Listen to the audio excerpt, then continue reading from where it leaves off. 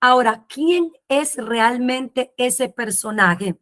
En la religión por mucho tiempo a mí me hicieron creer que Jesús era Dios, pero estudiando y estudiando, yendo a la fuente verdadera, comencé a entender y adquirir conocimiento de que Jesús no es Dios. Y hay muchos textos bíblicos que revelan lo que yo le estoy diciendo a usted hoy. Y hoy vamos a ver un poquito de esto.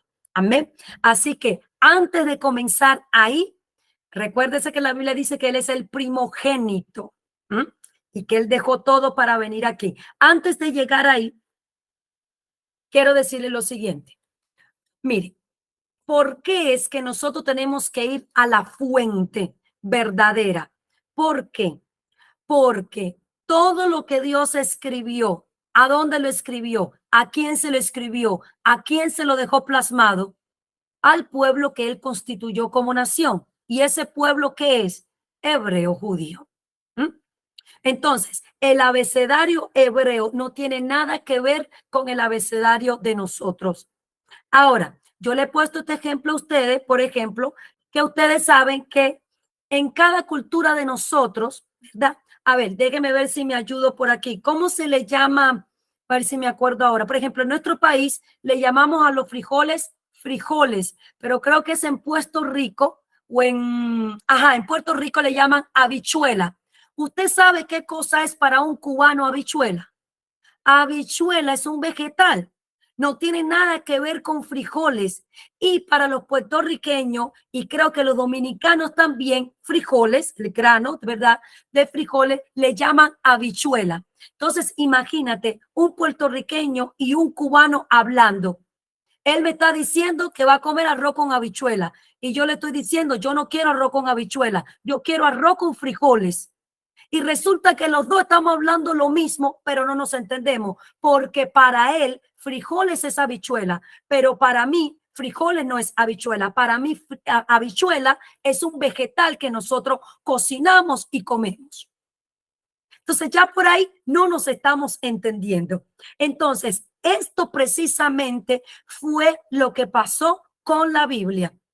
Cuando comenzaron a hacer las traducciones, mis amados, no le encontraban palabras para traducirlo, por ejemplo, al idioma español, porque del hebreo se han hecho muchas traducciones y de pasar de mano en mano, ¿qué fue lo que pasó? Se fue perdiendo el contexto realmente de lo que Dios quería decir.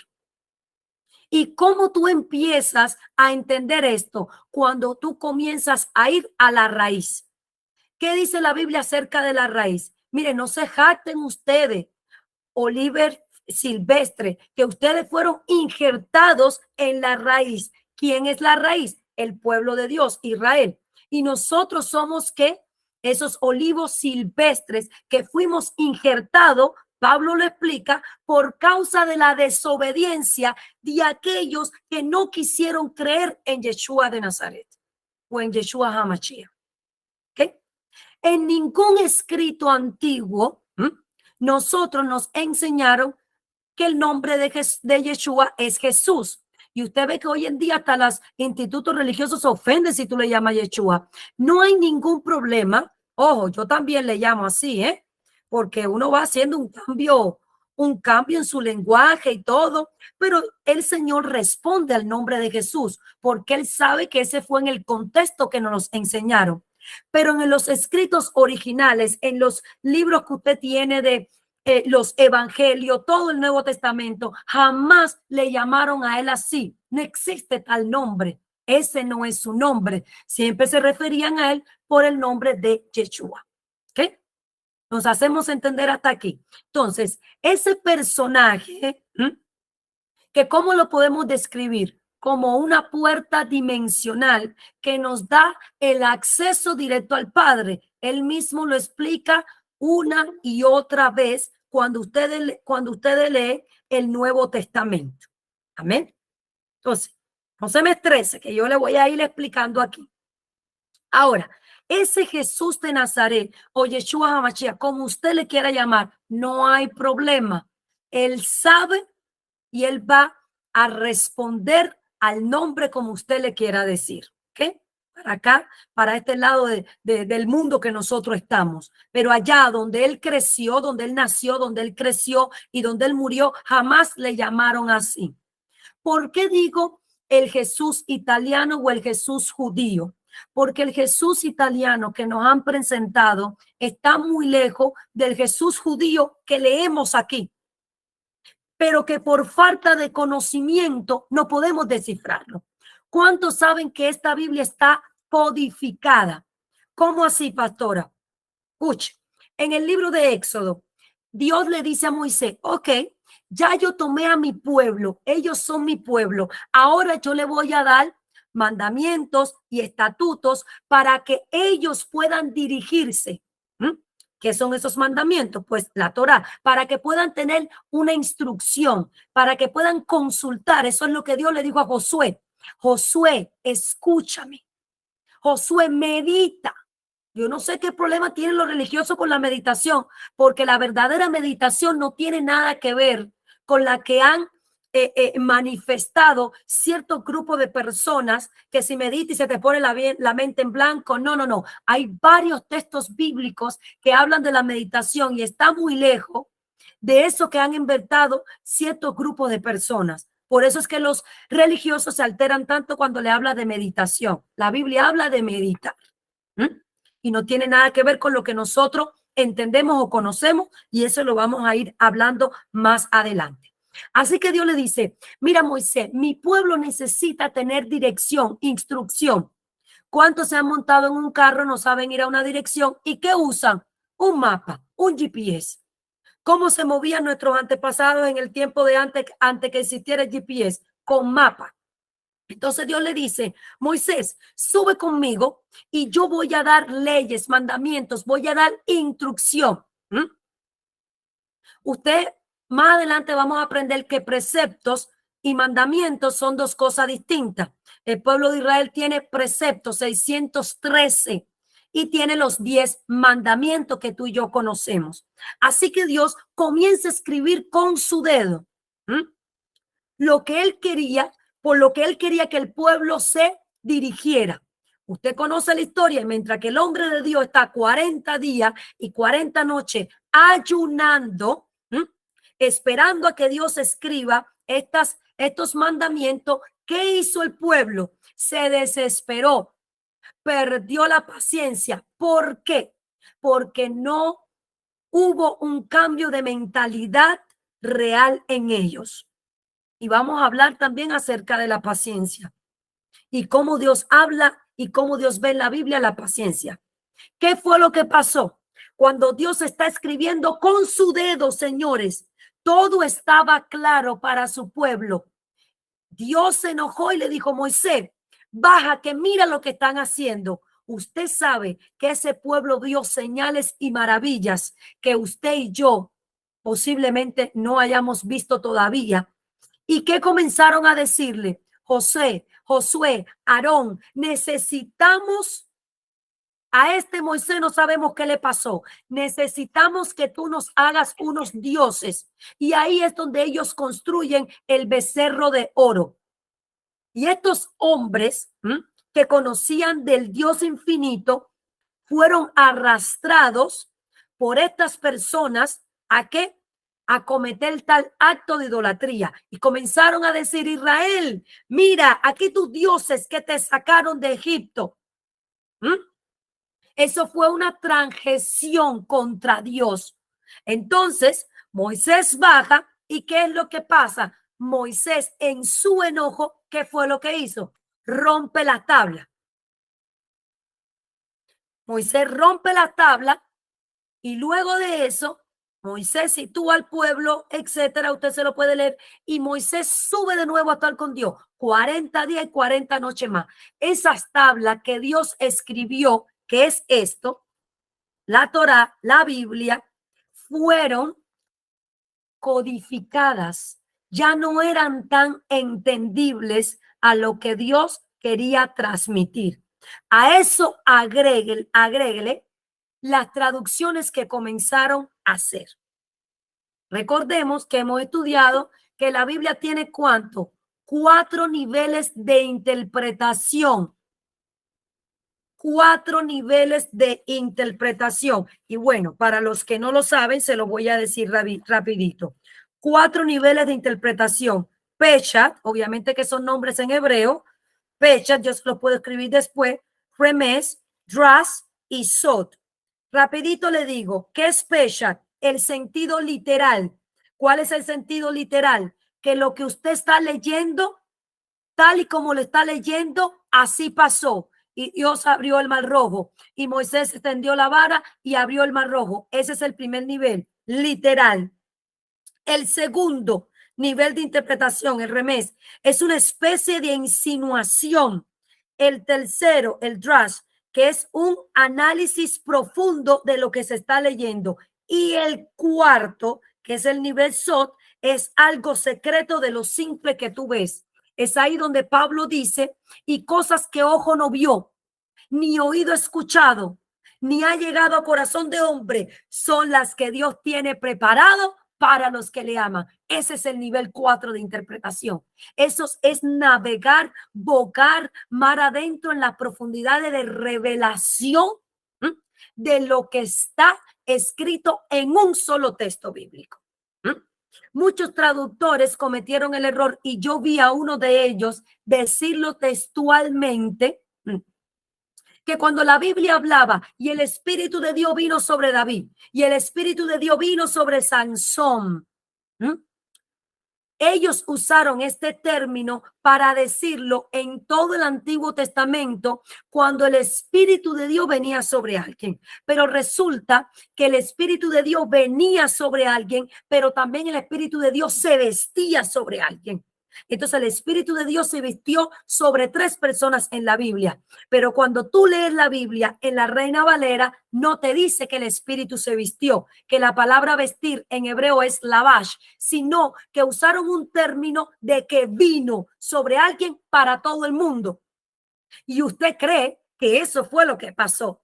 Pero resulta que los manuscritos originales, cuando tú comienzas a estudiar y ves el contexto y el texto, te das cuenta que en 3 ocasiones el Espíritu no vino sobre esas personas, sino que el Espíritu se vistió, lavash. Y hay una diferencia muy grande en que el Espíritu venga sobre ti a que el Espíritu se vista de ti. ¿Okay? Y tengo una prédica en YouTube que hablo de eso. Está con ese nombre, Lavash, el Espíritu se vestirá de ti. Lo puedes encontrar en YouTube. Entonces, estamos claros ahí. Y como esto te pudiera decir a ti muchísimos errores de traducción. Por eso es que hasta el día de hoy las personas atacan con que la mujer no puede predicar. ¿Y de dónde sacan esa doctrina? De un solo texto bíblico. ¿De dónde sacan la doctrina de que la mujer no use pantalón? De un solo texto bíblico. Pero yo te voy a mostrar aquí, en el contexto, a qué era que se estaban refiriendo. Y en el tema de Pablo, pues Pablo estaba dando una orden, un mandato específico por la situación que se estaba dando en la iglesia en ese momento. Y está muy lejos la interpretación de lo que hoy en día nos están enseñando, que la mujer no puede la mujer no puede predicar, no puede ser pastora porque tiene que estar sujeta al hombre, y malinterpretan todo porque Pablo dijo que la mujer cállese.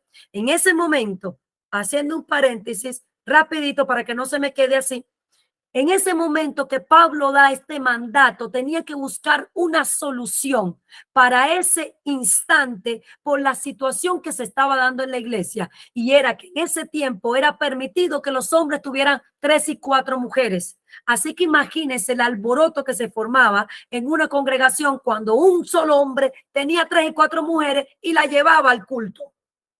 Entonces Pablo tuvo que poner este mandato para ese tiempo, en ese contexto. ¿Okay? Entonces, los religiosos, las personas con falta de entendimiento, han tomado ese contexto para decir que esto es lo que quiere Pablo instruir a la iglesia, y no tiene absolutamente nada que ver. Entonces, usted tiene que comprender algo. Jesús, ¿de quién nació Jesús? de María y de José. ¿Quiénes eran María y José? Judíos. Estaban en la sinagoga, devotas de Dios. Jesús fue que circuncidado al octavo día. Él se crió, él nació, fue circuncidado, creció y se crió como judío y murió como judío. Todas sus enseñanzas, todas sus parábolas, todas sus prédicas eran bajo el pensamiento judío, no cubano, no colombiano, no ecuatoriano, no, no peruano, no venezolano, no mexicano, ninguna nación. Fue bajo el pensamiento judío. Entonces, insisto, si yo me pongo a hablar de un tema de comida con una persona de Puerto Rico, no nos vamos a entender. Él está hablando un idioma y yo estoy hablando otro, a pesar de que hablamos el mismo español, pero en diferentes culturas. Pues eso es lo que ha pasado hasta el día de hoy con nosotros y con este libro tan poderoso, con esta instrucción. Mucha mala interpretación de lo que realmente nuestro Señor estaba diciendo. Yo quiero decirles esto y de ahí nos vamos a poner la mano en el corazón y voy a impartirle lo que Dios puso en mi vida hoy para usted. Solamente le estaba dando una introducción, una base, porque usted no me puede poner el primer pie en el escalón si usted no tiene una base. Miren, religión es un conjunto de creencias, de normas, comportamientos, ceremonias, sacrificios de un grupo determinado que tienen la finalidad de buscar una relación con Dios.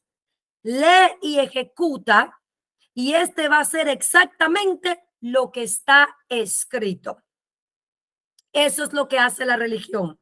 Eso es lo que nos enseña. La espiritualidad es una actividad espiritual que aspira a conseguir la unión o el contacto del alma con el creador. Muy distinto. Muy distinto. No tiene nada que ver religión con espiritualidad. Por eso es que Jesús, que Dios está muy lejos de lo que tiene que ver con religión. Yo me maravillo hoy en día cómo muchos institutos se atreven a decir y hablar de los fariseos, de los seuseos, que eran las sectas que existían en ese tiempo, ¿eh? Y decir que ellos no son religiosos, cuando Jesús, usted ve que cuando su conciencia fue elevándose y elevándose, usted ve cómo él iba cambiando y cambiando y él iba bateando todo lo que tenía que ver con la religión. Los historiadores y los personajes profundos en el estudio bíblico, el estudio de la Biblia, y yo lo he dicho en otros contextos, dice que Jesús fue adquiriendo, ¿por qué? Porque al haberse nacido y criado en un lugar que también tiene un término religioso, ¿verdad? Porque los judíos tienen su religión, ¿ok? Entonces, él fue adquiriendo la conciencia mesiánica, Mashiach, como el salvador del mundo, y no solamente de Israel, poco a poco. Y lo vemos en varios textos bíblicos que están plasmados en la Biblia, como por ejemplo, cuando él le dice a la mujer sirofenicia, ¿verdad? Yo no he venido para los de afuera, sino para la casa de Israel. Y después más adelante cambia completamente. Y usted puede ver y usted puede decir, pero ¿qué pasa aquí? Si usted detalla bien y usted lee bien, usted va a ver como contradicciones. No hay contradicciones en la Biblia. No la hay.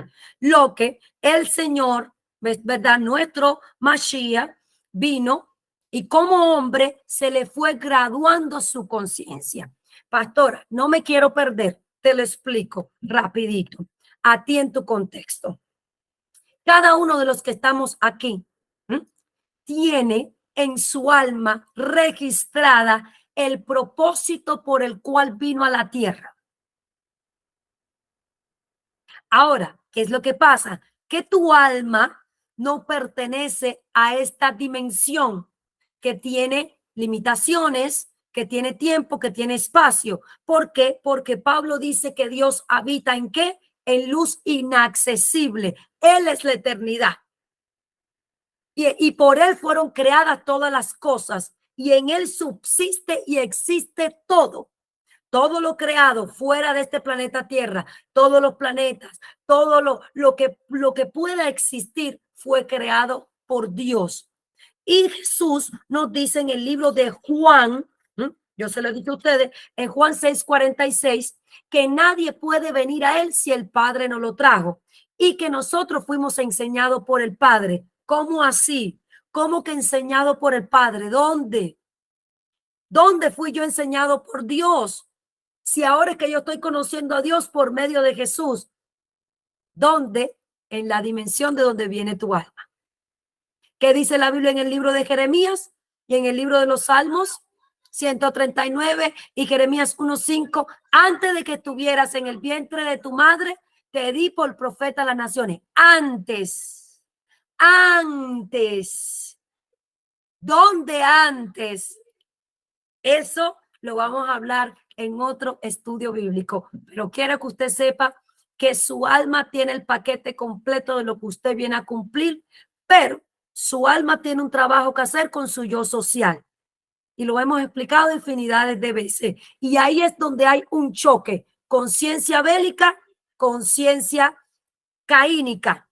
Usted puede ver esa prédica en el canal de YouTube. Conciencia bélica, conciencia caínica. ¿Cuál es la conciencia caínica? Lo que tiene que ver con todo lo terrenal. Como hemos dicho, yo soy fulana de tal, nací en Cuba, bueno, yo en México y la otra, no, yo en Colombia. Tenemos culturas diferentes, familias diferentes y formaciones diferentes. Ese es tu yo social, ¿ok? Pero existe la conciencia abélica. ¿Cuál es esa conciencia bélica? Lo que está conectado con lo eterno. La que está conectado con lo eterno, ¿cuál es? La que tiene que ver con todo lo que tiene que ver con Jesús. Nos hacemos entender hasta ahí. Entonces, esas dos viven dentro de ti. Las dos viven dentro de ti. Y hay un tema que aquí es donde dice Jesús cuando está en el huerto de Getsemaní. ¿Qué dice Jesús cuando está en el huerto de Getsemaní? Padre, si es posible, pasa esta copa de mí, pero que no se haga mi voluntad sino la tuya. Pero ¿cómo? Si tú sabías y has dicho desde un principio a qué tú viniste y que el Hijo del Hombre tenía que ser maltratado, humillado y que iba a ir a la cruz, pero al tercer día iba a resucitar. ¿Cómo es posible que en el momento de la verdad tú estás expresando eso? Y es ahí donde Jesús dice, el espíritu está dispuesto, pero la carne para nada aprovecha. El espíritu en hebreo también es conocido como Nechama, el espíritu superior, que es el Nechama, tu alma. Así de simple. Entonces Jesús está teniendo al punto que Jesús llegó a tener un nivel de estrés que sudó sangre. Busque científicamente cuando un ser humano llega a ese nivel de estrés, qué es lo que está pasando internamente. Así que terrenalmente Jesús tuvo un nivel de estrés que llegó a sudar sangre y es ahí donde dice que un ángel del Señor vino y lo fortaleció como hombre porque iba a cumplir una asignación que era muerte y muerte de cruz. Él sabía lo que le esperaba. Su espíritu, su alma, su nechamá estaban dispuestos. Él sabía cuando dijeron en el libro de Isaías, ¿a quién enviaré? Él dijo, heme aquí, envíame a mí. Él sabía lo que venía, pero cuando entró en este cuerpo limitado, terrenal, ¿qué fue lo que pasó? Comenzó a tener, ¿qué? Esos encontronazos. La carne no quería que la latigaran, que la humillaran, que la lastimaran, no quería muerte, mas el espíritu, que es el que vivifica, dijo, tú viniste a eso, tienes que pasar por el Getsemaní, tienes que ir al madero, porque tú eres una puerta que se va a abrir y por medio de ti miles de miles van a ser salvos. La Biblia no dice todo, dice muchos van a ser salvos y van a entrar por esa puerta. ¿Ah? Así que mire qué asignación tan grande le dieron a un alma superior y lo introdujeron a un cuerpo limitado que no quiere. La Biblia dice, el apóstol Pablo, que Jesús tuvo que aprender de obediencia y que Jesús fue procesado y tuvo que aprender de obediencia como hombre en su cuerpo. ¿Para qué? Para la asignación que vino a cumplir. Ahora entiendes qué significa la disciplina de Dios y vamos a estar hablando de eso también. Le dije que se abrocha el cinturón. Si usted de verdad quiere conocer la verdad, entonces yo que usted no me perdiera una conferencia, porque usted va a dejar de sufrir muchísimo. Hay personas que sufren más de la cuenta. Hay personas que viven constantemente en una cárcel su alma. Hay personas que no tienen la libertad en Cristo que realmente la Biblia te expresa. Por falta de conocimiento. La Biblia lo expresa y conocerás la verdad y esta te va a hacer libre. A ti no te hace libre que te echen un demonio afuera. Eso se echa un segundo. A ti te hace libre conocer la verdad, porque los egipcios eran los demonios que latigaban a los hebreos y le fueron quitados. Moisés lo dijo, los egipcios que hoy están viendo no los van a ver más porque Dios lo va a hundir en el mar. Así que el demonio se manda al abismo y se terminó el asunto con él. Pero el cambio de mentalidad no se logra si la persona no quiere renovar su entendimiento por medio del Espíritu Santo y no quiere entrar por esa puerta dimensional que se llama Jesús de Nazaret. Y eso es por medio de conocer la verdad. No te puedes pasar toda la vida diciendo que la verdad se conoce porque siempre te estén sacando demonios. Hay personas que no tienen demonio, lo que tienen una concupiscencia y una mente cautiva que es lo que los tiene en el hoyo. No los demonios, no el diablo. Pero por el orgullo y por el ego es que no pueden reconocer. Y es más fácil como Adán decir, la mujer que me diste, Adán, te estoy haciendo una pregunta a ti. ¿Por qué te moviste del lugar donde te puse? La mujer que me diste, eso no es lo que te estoy preguntando. Hazte responsable tú de tus acciones. Entonces la mayoría de las personas, ay, ¿por qué esta persona actúa así? El diablo, el diablo, el diablo. Y cuando nosotros vamos, mientras que todo el mundo te diga que son los demonios y que son el diablo, jamás tú vas a tomar actitud en cambiar tú. Si sigues con, por ejemplo, una pareja, no es que el esposo, no es que la mujer, no es que fulana de tal. ¿Cuándo vas a tomar responsabilidad tú y decir, Dios está trabajando conmigo, voy a dejar de echarle la culpa a mi cónyuge, voy a dejar de echarle la culpa a todo el mundo, como si el mundo entero se quisiera fajar conmigo, que se quisiera pelear conmigo, y voy a tomar responsabilidad en mis acciones? A mí que nadie me haga cuento que yo pasé por varias iglesias y eso era lo que siempre te decían. El diablo es un demonio que te tiene así. El diablo, no, espérame. ¿Hasta qué punto tú vas a decir que es el diablo demonio? Entonces el sacrificio de Cristo en la cruz no tiene poder sobre ti. ¿Hasta cuándo los demonios van a tener autoridad sobre ti? Entonces la sangre de Cristo no ha abierto ningún camino para ti. Entonces la Biblia dice que los demonios huelen la sangre de Jesús y tiemblan, que los demonios leen la Biblia y tiemblan. ¿Cómo es posible que tú me digas todo el tiempo que el diablo tiene, que te está haciendo la batalla y la guerra? Entonces hay algo detrás de eso que ya no tiene que ver con Satanás, sino que tiene que ver con una naturaleza caída que no se ha rectificado, que no ha habido rectificación, que no ha habido un cambio de mentalidad. Y mientras tengan a las personas embobecidas con estas boberías y ñoñerías, que si es el demonio tal, que si es el demonio aquí, que si es el demonio allá, la persona jamás va a tomar responsabilidad de sí mismo, ni de sí misma. La persona nunca va a decir, ¿sabes qué? Soy yo la que tengo el problema. No es que Satanás me está atacando ahora, no, es que yo no he tenido un cambio de mentalidad, es que yo no he dejado las cosas viejas. Es que yo no quiero cambiar y proceder a lo nuevo que Dios tiene para mí. Que yo no quiero rectificar cuáles son las cosas internas que hay en mí, cuáles son esas grietas espirituales que hay en mí. Yo no quiero que me formen el carácter.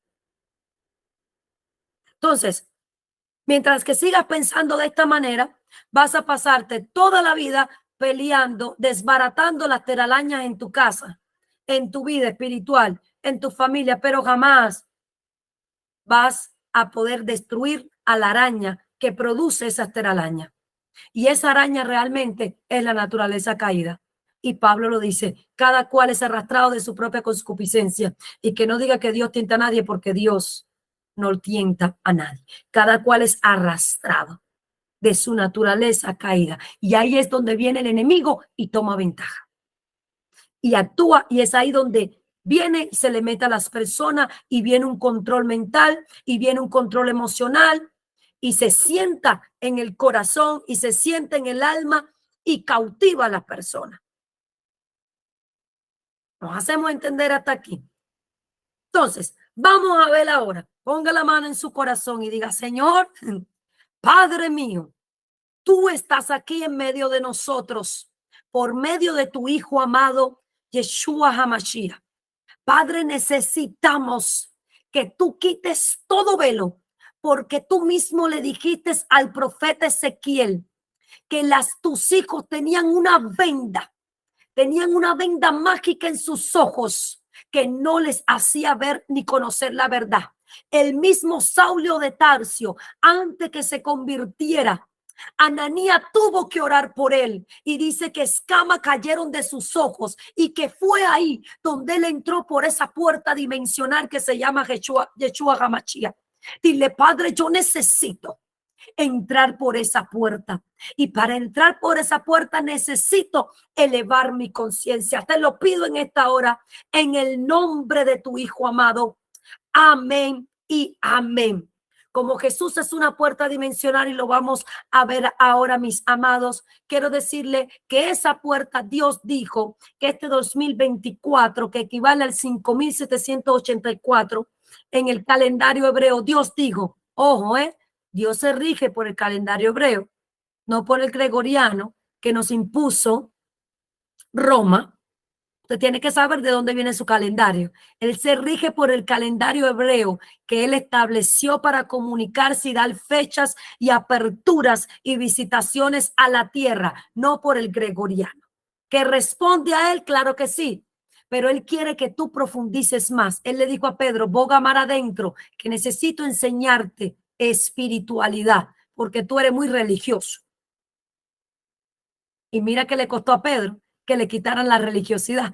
Léalo en el libro de Hechos, cuando lo mandaron a predicarle a Cornelio. No quería, por su religiosidad. Pedro pudo haber sido más grande que Pablo.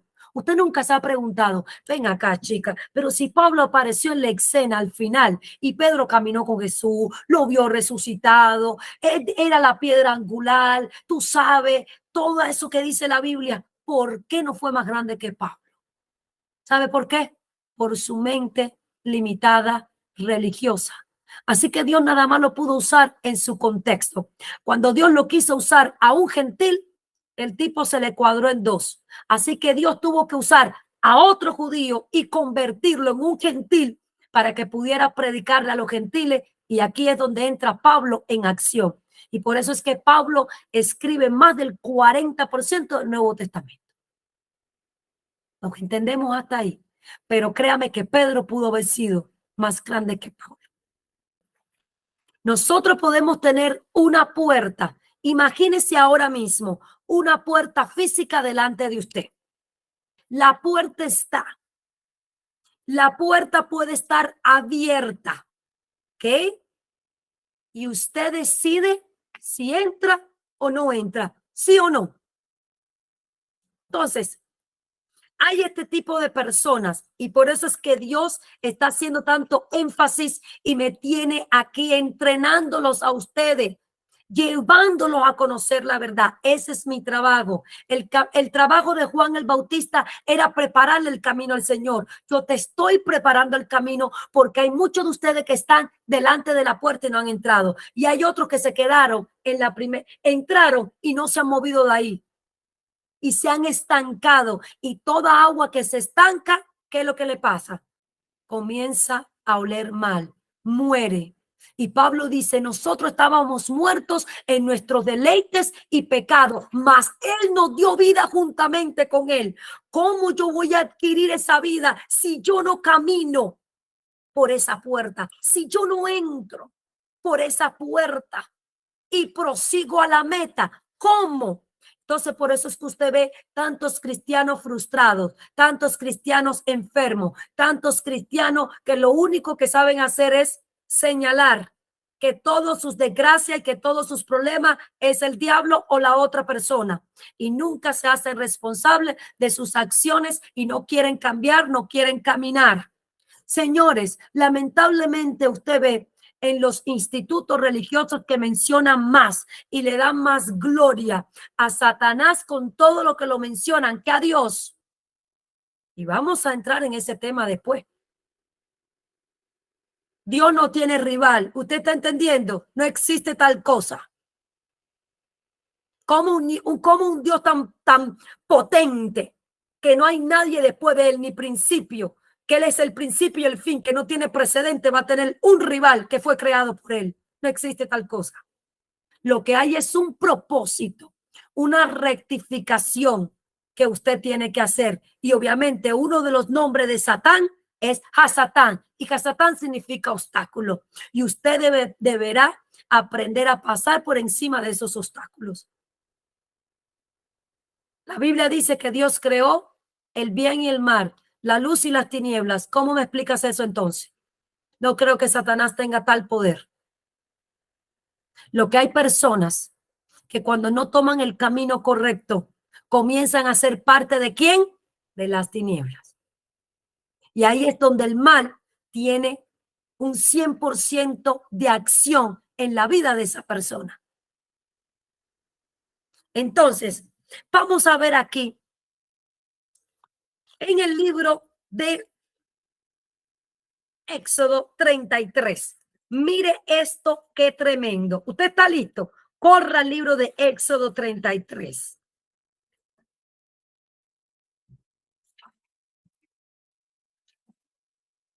Éxodo 33, nosotros vemos aquí del 1 al 23, todo el capítulo de Éxodo 33, nosotros vemos aquí que Moisés le está diciendo a Dios, mira lo que le dice, Jehová dijo a Moisés, anda, sube de aquí, tú y el pueblo que sacaste de la tierra de Egipto, a la tierra de la cual juré a Abraham, Isaac y Jacob, diciendo, a tu descendencia la daré. Y yo enviaré, ojo, presta atención aquí, aquí vamos, y yo enviaré delante de ti el ángel, el ángel, y echará fuera al cananeo, al amorreo, al eteo, al fereceo, al heveo y al jebuseo. Bendito Dios con esos nombres que tenían esa gente. Y usted va a ver, ¿verdad? Todo lo que pasa ahí, pero brínquese ahí mismo al 32, pero al 12. Y dijo Moisés a Jehová, mira, me dices a mí, saca a este pueblo y tú no me has declarado a quién enviarás conmigo. Preste mucha atención. Mira lo que dice. Y dijo Moisés a Jehová, mira, tú me dices a mí, saca a este pueblo y tú no me has declarado a quién enviarás conmigo. Oh, pero Moisés, ¿tú eres loco? ¿Qué acabaste de decir? ¿Qué te acabó de decir Dios en el texto 33:2? Voy a enviar un ángel y él te va a echar fuera a todos los que están en la tierra, que ya yo les entregué a ustedes. Él va a quitar y va a echar fuera y va a pelear por ustedes. Pero Moisés está diciéndole aquí, tú me dices a mí que saque este pueblo, pero tú no me has dicho aquí, a mí a quién enviarás conmigo. No, Moisés no es bipolar ni está loco. Moisés lo que está diciendo es, los ángeles son poderosos y la Biblia dice que son ayudadores de nosotros para ayudarnos a cumplir nuestra misión, nuestra asignación. Pero Moisés le comienza a entrar un tipo de curiosidad que yo creo que a muchos de nosotros no nos había entrado, pero que Dios trae hoy la prédica, esta enseñanza para que te entre. Moisés caminaba al lado de la puerta, pero no había entrado por la puerta. Usted va a entender ahora. Mira lo que le dice Dios en el 18, 33, 18. Perdón, 33, 14. Y él le dijo, mi presencia, ok. Le dice Dios a Moisés, ok, Moisés, no hay problema. Tú no quieres el ángel, pues te prometo que mi presencia irá contigo y te dará descanso. Y Moisés respondió, si tu presencia no ha de ir conmigo, no me saques de aquí. Pero Moisés sigue más profundizando y dice aquí, en el 18, está bien, Señor, ya me has dicho que me envías el ángel, ya dices que tu presencia va conmigo, pero todavía no estoy satisfecho, quiero más. Y aquí le dice en el 18, y entonces dijo, te ruego que muestres tu gloria. Y le respondió, yo haré pasar todo mi bien. ¿Escuchó? Yo haré pasar todo mi bien delante de tu rostro y proclamaré el nombre de Jehová delante de ti. Y tendré misericordia del que tendré misericordia y seré clemente para el que seré clemente. Dijo más. Aquí viene la clave de todo. Moisés no se está conformando ni con ángel ni con presencia. Él dice, siento que no he entrado por la puerta todavía. Espérame. Te he visto hacer señales, milagros, prodigios, pero no he tenido un encuentro directo, personal contigo. Lo necesito. Hay muchas personas que están aquí y dicen, oh, no, tú tranquila que yo sé de Jesús. No, Jesús fue a la cruz y murió por mí. No, Jesús sanó al ciego. Jesús sanó a la mujer de flujo de sangre. Jesús enderezó a la encorvada. Jesús me sanó a mí en el 1990 cuando yo tenía un riñón malo. Él me lo sanó. Jesús hizo esto en mi casa. Bla, bla, bla. Hasta ahí. Pero no han entrado por la puerta de la eternidad. No han tenido un encuentro, una experiencia sobrenatural que los empuje cada día como Pablo a llegar a la meta final. Por eso es que hay tantas personas tan inestables y con falta de madurez cuando llegan las pruebas y los procesos a su vida. Por eso es que hay personas que no saben manejarse y se desesperan y pierden el control, pierden el dominio propio que Dios lo entregó y creen que el mal que le está pasando, que no viene de parte de Dios y que Dios lo va a transformar en un bien. No entienden el propósito de cada cosa que pasa en nuestra vida. Y creen ante su entendimiento que todo lo que debe de pasar de parte de Dios tiene que ser bueno en tu juicio. Pero en el juicio de Dios no existe bueno y malo. Existe justicia. Bueno y malo es un 50% y 50% que tenemos nosotros en este mundo fragmentado. Tú tienes un 50% de bueno, un 50% de malo. Naturaleza caínica, naturaleza bélica. Pero en la justicia de Dios no existe eso. Eso es en el mundo fragmentado donde nosotros nacimos. En la dimensión que Dios está, que habita la eternidad, Él es la justicia.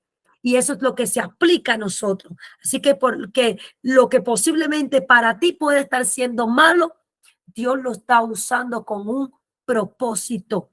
Y la queja y la murmuración, la inconformidad, le da lugar a la tristeza, a la idolatría, a la hechicería. Y por eso es que la persona no puede tener una vida en plenitud en Cristo Jesús, porque no se ha entrado por esa puerta.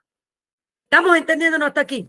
Entonces viene Moisés y le dice, no, necesito ver tu rostro. ¿Cómo que ver el rostro? Mire esto. ¿Y cómo más? Dios le responde, no podrá ver mi rostro porque no verá hombre y vivirá. ¿Eh? Y dijo aún Jehová, he aquí un lugar junto a mí. Le dice, a tanta insistencia Moisés, ¿sabes qué? Vamos a hacer algo. Te veo muy interesado. Yo creo que Dios le está diciendo a alguien hoy aquí, ¿sabes qué? Vamos a hacer algo. Te veo muy interesado en saber realmente quién soy yo y en entrar, y no solamente entrar, no quedarte en la entrada, sino caminar y correr la carrera de la fe para llegar al final. Así que te voy a decir algo. Mira lo que le dijo Moisés mira lo que le dijo Dios a Moisés ante su insistencia, su perseverancia y su deseo tan grande de conocer más. Yo no sé usted, pero a mí me ha entrado un deseo de verdad de conocer quién es ese Yeshua de Nazaret. y despojarme cada vez más y cada vez más de religiosidad y de estructura religiosa, porque hay muchas cosas que no me hacen sentido y no las voy a encontrar y no las voy a entender si no camino por esa puerta. Tengo que caminar sin pararme, porque Dios es un Dios de movimiento y de actualizaciones. Lo que Dios te dijo hace años atrás no es lo mismo que Él va a aplicar para ti en esta temporada que tú estás viviendo. Y si tú no lo entiendes, no saldrás de ese círculo vicioso. Y por eso es que hay personas que no avanzan. Por eso es que hay personas que no alcanzan el éxito. Y por eso es que hay personas que 40 años viven en el mismo desierto y no se salen de ahí. Porque no toman una acción en su vida. Quieren que Dios haga algo, pero Dios no va a hacer algo si tú no tomas acción. Dios no te va a manifestar lo que ya Él te prometió, lo que ya Él te enseñó, si tú no tomas acción de una manera física, terrenal. El que no se mueve. Pastora, dame un ejemplo bíblico fácil. El paralítico de Berseba. Viene Jesús. Hey, hello, yo soy la puerta. No. Ni lo dejó hablar. No, fíjate que todo el mundo se me cuela antes que mí. El cojo va más rápido. El cojo todavía puede llegar. El ciego llega, el manco llega. Pero yo como estoy paralítico, eso no era lo que le estaba diciendo Jesús. Jesús le estaba diciendo, ¿quieres ser sano? Pero él estaba mirando el agua estancada, que venía un ángel todos los años en Rosh Hashanah y movía las aguas. Y el primero que llegaba era sanado. El hombre estaba tan adoctrinado a eso que cuando la puerta se le paró adelante y le dijo, ¿quieres ser sano? No lo reconoció. Y sigue hablando que el hombre, sigue hablando del agua estancada, sigue hablando de los que llegan primero que él. Y así hay miles de cristianos que Jesús le está haciendo una sola pregunta y le están haciendo toda una historia fuera de contexto de su pasado, de lo que vivieron, de aquí, de allá. Eso no es lo que Jesús te está preguntando. Jesús te está preguntando, ¿tú quieres caminar? ¿Tú quieres de verdad entrar por esa puerta y conocerme? Más allá de lo que conoces de labio para afuera. ¿Tú quieres de verdad que yo me entrone en tu corazón? Entonces tienes que caminar, tienes que estar en movimiento. Tú no ves al pueblo que estuvo en el desierto 40 años, jamás lo viste. Por si no te sabes, históricamente, el pueblo nunca se quedó en un lugar. El pueblo tenía un campamento. Moisés tocaba la trompeta y se regaba la voz y el pueblo se movía a donde la nube los moviera. Atrás de Moisés el pueblo se movía. Nunca se quedaban en un lugar. ¿Sabe por qué? ¿Sabe lo que dicen el contexto histórico? Cuando el pueblo hacía sus necesidades, si ellos se quedaban en un lugar, ay Dios mío, Dios está aquí hablando profundidades. ¿Sabe una de las razones por que el pueblo se movía constantemente? No había un sistema como el que usted y yo tenemos hoy en día. Estas personas hacían sus necesidades ahí donde ellos estaban. Y cuando llegaba el momento que ya todo eso se corrompía y ellos no podían estar más ahí, la nube se movía. Llegó el tiempo de salir de ahí. Ya eso apesta. Ya eso está corrompido. Ya eso está estancado. Sale, muévete de ahí. Así que Moisés tocaba la trompeta. Si era a las 3 de la mañana, que a Dios en su voluntad le daba el moverse, a las 3 de la mañana el pueblo se tenía que levantar y coger todos sus matules y coger a todos sus muchachitos, todos sus ganados y caminar detrás del hombre de Dios. Sin saber para dónde iban, ellos seguían la nube. Cuidado, cuidado, que hay gente que están con excremento. ¿Tú sabes lo que dijo Jesús a los religiosos? Ay, Padre. Le dijo, ustedes tienen un sepulcro en su boca. ¿Tú sabes lo que es un sepulcro? Una litrina en su boca, le dijo. Pero me hace sentido que los historiadores dicen que una de las razones por la que el pueblo se movía era por eso, por su excremento. Y Dios lo tenía que mover de ahí, porque no había un sistema de desagüe como nosotros tenemos hoy en día. ¿Cómo tú llevas eso a lo espiritual? Que hay lugares, que hay personas y que de ti mismo puede estar saliendo un tipo de excremento y de agua estancada, que ya Dios te está diciendo, es hora de moverte, pero tú no estás escuchando la trompeta. ¿Y qué tipifica la trompeta? La dirección de Dios, del Espíritu Santo. Una persona que empieza a conectarse con la voluntad de Dios, por eso no digo que usted está aquí de casualidad, ni todo aquel que próximamente vaya a ver este video. Una persona que se conecta con la voluntad de Dios, se conecta con la persona correcta que te va a dirigir por tu camino profético, porque hay personas que están estancadas en el mismo desierto y que apestan con su propio excremento por cosas que salen de su boca y por el entorno donde se mueven, por las amistades que tienen, porque no han cambiado su mentalidad. El día que Abraham se tuvo que separar de Lot, sabía y era un familiar, y se tuvo que separar de su familia. Él estaba siguiendo una dirección, una voz de Dios, y no la cuestionó. No la cuestionó. Gente amada, es hora de moverte de ese excremento y de esa agua que apesta. Es hora de moverte de ese desierto. No le eche mala culpa al diablo. No le eche mala culpa a Dios, que Dios está listo para actuar. Pero eres tú el que no quiere seguir a ese hombre, a esa mujer de Dios que te han puesto en tu destino profético. No quiero obedecer a esa voz que te está capacitando, enseñando, formando. Moisés tenía sus príncipes. Y el día que los príncipes se pusieron en contra de Moisés, dice la Biblia que la tierra abrió y se lo tragó.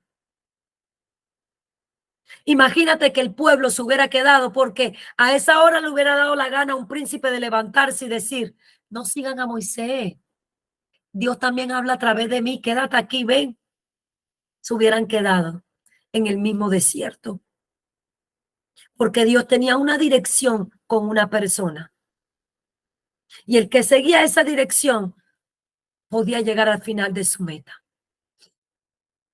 Pero ni Dios ni Moisés pudieron cambiar su mentalidad. Aunque los movían físicamente, de aquí nunca se movieron. Y por eso tenían tanta contienda con Dios. Usted se ha preguntado, ¿por qué hoy en día si las personas hablan mal de otro, usa la shon hara, que es tu lengua? Así se dice en hebreo. ¿Por qué no le da una lepra como le dio a María o como le daban anteriormente a esas personas? ¿Usted sabe por qué? En ese tiempo, cuando esta gente salieron de Egipto, su alma, en el nivel que ellos estaban, su alma todavía no estaba tan contaminada. Y por eso era cuando ellos usaban su lengua para hablar mal de alguien y emitir un juicio, aunque, mira, María tenía la razón, pero Dios no se lo aplaudió. Cuando ellos emitían un juicio sobre alguien, usaban su lengua, automáticamente de su cuerpo brotaba una lepra, porque su alma no estaba tan contaminada. ¿Por qué hoy en día nosotros no vemos esa lepra física en muchos hijos de Dios? Porque al nivel de contaminación, con el transcurso de los años, de los siglos, del tiempo, el nivel de contaminación que tiene el alma es tan grande que ya la lepra no se manifiesta física, sino que se manifiesta en el espíritu, y lo que se manifiesta físico es otro tipo de enfermedades. Pero ya no se ve como se veía antes, que era la lepra. La lepra era una manifestación exacta de parte de Dios para una persona que había usado su lengua para emitir juicio o hablar mal de alguien. No se confunda un comentario o una situación que uno tenga que enfrentar, está muy lejos de emitir un juicio o hablar mal de otras personas. Entonces, mis amados, por eso es que en el campamento de Dios hay muchas personas que están llenas de lepra espiritualmente. Y María tuvo que ser sacada del campamento para que fuera limpiada. Muchas veces Dios te tiene que sacar de lugares.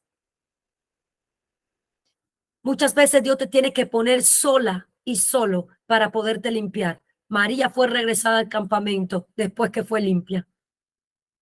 Cuando ya la persona ha adquirido esta lepra, tiene que ser sacada del campamento y tiene que tener un proceso personal con Dios y ser limpiado y limpiado. Y podrá regresar de nuevo a sus funciones. Entonces él le dice aquí, Dios le dice, ok, Moisés, me has convencido. Y dijo a un Jehová, he aquí un lugar junto a mí y tú estarás sobre la peña. ¿Qué dijo? ¿Sobre qué estará? Sobre la peña. En Primera de Corintios 10:4 dice que Cristo es la roca. ¿Qué significa peña? Roca. ¿Sobre qué se iba a parar Moisés? Sobre la puerta dimensional. Cristo Jesús. ¿Te está escuchando? Preste mucha atención porque aquí va el rema de lo que de lo que le está diciendo Dios. Le dijo, vamos a volver a leer aquí. Le dijo, está bien, Moisés, he aquí un lugar junto a mí. Oh, junto a mí. ¿Quién dice en la Biblia que está junto a Dios, sentado a la diestra? Jesús.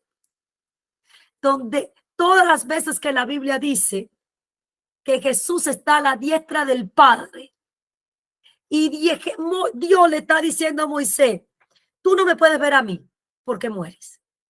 Pero he aquí, escúchame, ponte sobre la peña, está junto a mí, hablando de Jesús. La Biblia dice que el Cordero fue inmolado antes de la fundación de la tierra. Ya fue inmolado.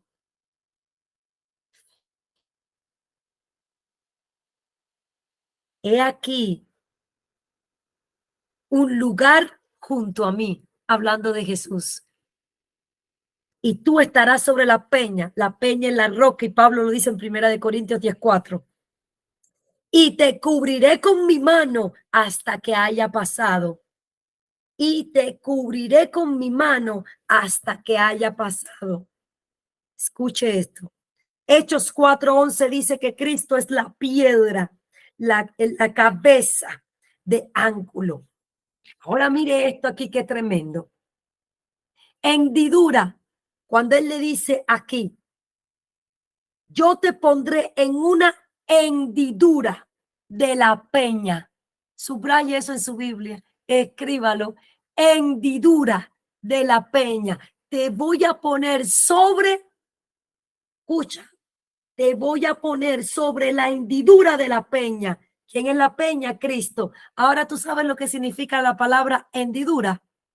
Herida, grieta. Veremos aquí. ¿Qué fue lo que ocurrió en la cruz?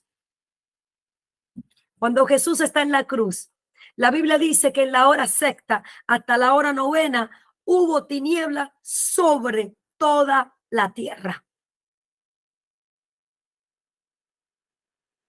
Señores, según dicen los estudiosos, a esa hora las tinieblas se turbaron. Y por eso fue que hubieron tantas tinieblas sobre la faz de la tierra en esta hora, de la hora sexta hasta la hora novena. ¿Sabes por qué? Porque en el primer Adán hubo un tipo muerte. Cuando Dios lo pone a dormir y le abre la costilla y le saca del costado la costilla para formar a Eva. La Biblia llama a Jesús en Primera de Corintios 15 el postrer Adán. Cuando Satanás está mirando y dice que cubre toda la tierra, las tinieblas, está mirando a un primer Adán y a un segundo Adán que está muerto.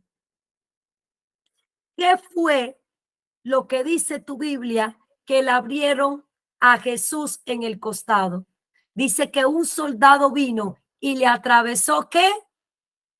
Una lanza. ¿De dónde sacó Dios a la mujer? Del costado de Adán. Y a Jesús viene y le atraviesan una lanza por el costado. Y dice la Biblia en el libro de Juan que saca agua, sale agua y sangre. Entonces, ¿qué está pasando aquí realmente? ¿Qué es una hendidura? Una herida, una grieta. Cuando Jesús se muestra a sus discípulos, ¿qué es lo que enseña? Y le dice a Tomás, el discípulo incrédulo, toca para que veas que es real, que mi herida está ahí. ¿Qué es una hendidura? Una herida. Y Dios le está diciendo a Moisés, yo te pondré en una hendidura de la peña. Oh, la peña tiene una hendidura. Claro, Jesús, porque el cordero ya había sido inmolado antes de la creación de la tierra. ¿Cuánto me están cogiendo aquí lo que Dios le está diciendo? Entonces Moisés le está diciendo, yo creo que te conozco, yo te he visto obrar en mi vida y en la vida de las personas de una manera impresionante, pero no he entrado por la puerta todavía. Hay personas que están al lado de la puerta. ¿Usted está escuchando? Mire esto. Escuche aquí comida de verdad. Escuche. ¿Quién se aparece en la transfiguración de Jesús? Déjame ver si usted lee Biblia. ¿Quién se aparece en la transfiguración de Jesús? Se aparece Moisés y Elías. Moisés y Elías. ¿Y qué pasó con Jesús en ese momento? Dice que él fue, ¿qué? Transfigurado y que su rostro emanaba mucha luz. Guarde ese detalle. ¿Qué le pasó a Moisés cuando bajó del monte después de 80 días de ayuno y oración? Dice que había un resplandor sobre él que lo mandaron a cubrirse el rostro. Guárdalo en su corazón. Entonces, cuando en la transfiguración aparece Moisés, ¿qué es lo que está pasando ahí? Ay, Espíritu de Dios, abre el entendimiento de cada persona y que puedan recibir esto al 100. Señores, en la dimensión donde está Moisés pidiéndole esto a Dios, no existe espacio ni tiempo. ¿Sabe cuál es el mensaje? Una conciencia correcta o una conciencia elevada. Cuando Moisés le está pidiendo que quiero ver tu gloria, tu rostro, a Dios está pasando lo de la transfiguración. Moisés viajó desde ahí donde él estaba al tiempo físico que 2000, 3000 años después Jesús iba a tener aquí terrenalmente. No dice la Biblia que 1000 años para Dios como un día y un día como 1000 años. No dice el libro de Tesalonicense que nuestra ida de aquí será que abrir y cerrar de ojos. Pastora, no le entiendo todavía. Espérate. Guarda esto en tu corazón, que te voy a dar otro ejemplo con Abraham. En el mismo momento que Moisés le está pidiendo esto a Dios, él está viajando en el tiempo, donde no hay espacio, en donde él está viajando. Y ya físicamente está en esa transfiguración. Vuelve de nuevo a leer. Te voy a poner sobre qué? Sobre una hendidura de la peña. ¿Qué significa hendidura? Herida, grieta. ¿Quién fue herido? Jesús. ¿Quién es la peña? Cristo. Te voy a poner sobre la herida de la roca que es Cristo. Y ahí es donde Moisés aparece en la transfiguración con Jesús. y son transfigurados. ¿No te convenzo todavía? Escucha. En la transfiguración es el tiempo físico donde él vio, pero atrás está teniendo la victoria que él quería. O sea, en el tiempo atrás donde él estaba, ya él estaba teniendo la victoria. Eso es una conciencia elevada. Escuchen, una conciencia elevada. ¿Cuántos de aquí han soñado de parte de Dios y se han visto en lugares y han dicho, yo he estado ahí, yo lo viví, eso es real y tú nunca has estado ahí? ¿Cuántos sueños Dios te ha mostrado que tú te has visto de una manera que tú dices, ¿seré que yo voy a llegar ahí? ¿Será que eso me va a pasar a mí? Donde se está bajando esta información en lo eterno, en la espiritualidad, los sueños son fugas del mundo espiritual que Dios te permite ver para que veas lo que va a pasar contigo y tú viajas fuera del tiempo físico hasta ahí y regresas. Y luego, tiempo después, es que se manifiesta en lo terrenal. En lo físico, tu espíritu ya fue y regresó. ¿Qué me quiere decir con esto, pastora? ¿Qué te quiero decir? Que si Dios te ha dicho algo a ti y Él te lo ha mostrado, eso ya está. Lo que pasa es que eso tiene un tiempo de manifestación, de materialización. Vamos a ver aquí qué le pasó a Abraham. En el libro de Génesis 22. Te va a ir ahí a Génesis 22. Génesis 22, 11. Dice, entonces el ángel de Jehová le dio voces del cielo y dijo, Abraham, Abraham, 2 veces lo llamó. Y él respondió, heme aquí, y dijo, no extiendas tu mano sobre el muchacho, ni le hagas nada, porque ya conozco que temes a Dios, por cuanto no me rehusaste tu hijo, tu único. Entonces alzó Abraham sus ojos y miró, y he aquí en sus espaldas, ¿un qué? Un carnero trabado en un salzar por sus cuernos. Y fue Abraham y tomó el carnero y lo ofreció en holocausto en lugar de su hijo. ¿Qué tipifica el carnero en la Biblia? El carnero, el cordero, a Jesús. ¿Sabe que una de las cosas porque quisieron a venir a atacar a Jesús fue porque él dijo en una conversación con los religiosos en el libro de Juan 8:56, y él dijo, Abraham vio mis días y se gozó. Y antes que Abraham fuera, yo soy. Eso los mató. Vamos a volver a repetir esto. Él dijo, Abraham vio mis días y se gozó. Tú estás loco, le dicen los judíos. Tú no tienes ni 50 años y tú dices que viste a Abraham y que Abraham te vio a ti.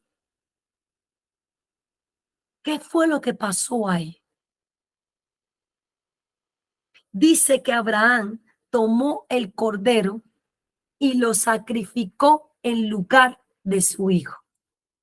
No dice la Biblia que él tomó todas nuestras iniquidades, todas nuestras maldiciones y el castigo que venía sobre nosotros fue sobre él. Abraham estaba viendo allá miles de años de atrás el sacrificio de Cristo en la cruz. Dice que Abraham toma el cordero y lo sacrifica porque Dios se lo permite en lugar de su hijo. Y la Biblia dice que Jesús tomó ¿qué? Nuestro lugar y nos hizo reyes y sacerdotes, nos abrió el camino y quitó toda maldición que había sobre nosotros y vino a recuperar lo que se había perdido. Pero aquí mismo, en el libro de Génesis, si tú retrocedes, Génesis 15, no solamente Abraham vio el sacrificio de Cristo y su resurrección, porque Cristo lo dice bien clarito en el libro de Juan 8:56. No solamente lo vio, dice que se gozó de verlo. ¿Sabe lo que está pasando aquí en Génesis 15:13? Entonces Jehová dijo a Abraham, ten por cierto, perdón, en el 12, Génesis 15:12, mas a la caída del sol sobrecogió el sueño a Abraham, y he aquí que el temor de una grande oscuridad cayó sobre él. Ay, Dios mío. Entonces Jehová dijo a Abraham, ten por cierto que tu descendencia morará en tierra ajena y será esclava allí y será oprimida 400 años, mas también a la nación a la cual servirán juzgaré yo, y después de esto saldrán con gran riqueza y tú vendrás a tus padres en paz y serás sepultado en buena vejez, y en la cuarta generación volverán acá, porque aún no ha llegado a su colmo la maldad del amorreo hasta aquí. ¿Qué le está pasando a Abraham ahí en medio de su sueño? Dios lo está llevando a Egipto y está viendo a su descendencia ser esclavo y maltratado por 400 años. Y Dios después le está mostrando cómo lo saca en victoria y los introduce a la tierra prometida. Abraham nunca vio eso materializado en el plano físico, con los ojos de él físicamente. En lo espiritual fue y viró y lo vio. Hay cosas que Dios te ha prometido, que ya te ha enseñado, que va a ser con tu familia, con tu casa, y que quizás tú no lo veas con tus ojos físicos, como no lo vio Abraham, pero que en el tiempo Dios te sacó del tiempo, te llevó, te lo hizo ver. Para eso son los sueños y te regresó. Abraham vio toda la película de lo que iba a pasar con su generación antes de que Isaac pudiera engendrar. Y salieron las 12 tribus de Israel y hubiera la multiplicación. Abraham vio el principio y el final. Y Abraham vio la crucifixión y la resurrección de nuestro Señor Jesús y se gozó. ¿Cómo pudo ser eso posible?